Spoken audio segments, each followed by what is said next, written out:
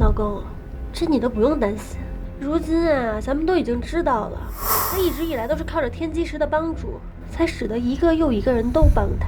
如今这块石头已经落到了咱们的手里，就凭你家的财力、资源还有人脉，想碾死他呀，还不如同碾死一只蚂蚁那么简单。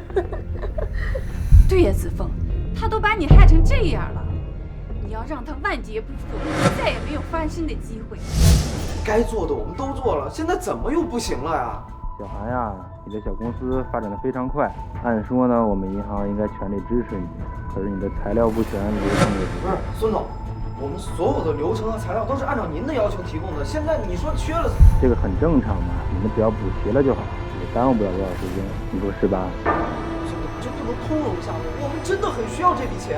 船到桥头必有路嘛，小韩，相信你有能力渡过难关。忘跟你说了，赵公子，其他项目更好。